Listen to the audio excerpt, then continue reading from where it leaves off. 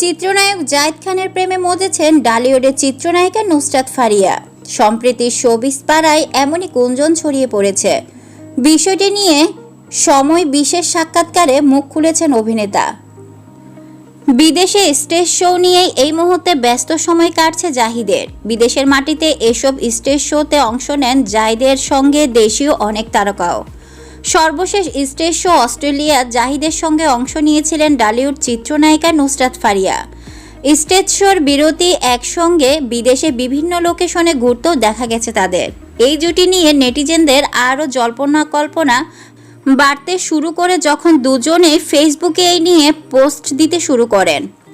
বিষয়টি সত্যতা প্রসঙ্গে জাহিদ খানের কাছে সরাসরি কিছু জানতে চাইলে নায়ক বলেন, আসলে আমি তো এখন ব্যাচেলর মানুষ, তো তাই যখন যে নায়িকার সাথে ফেসবুকে পোস্ট দেই দর্শক মনে করেন আমি এবার প্রেমের সম্পর্কে জড়িয়েছি।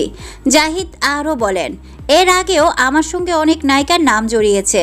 নেটিজেনরা অনেকের সাথে আমার বিয়েও দিয়েছেন, অনেকে আমার বউ বানিয়েছেন। এই বিষয় নিয়ে আর কি বলবো।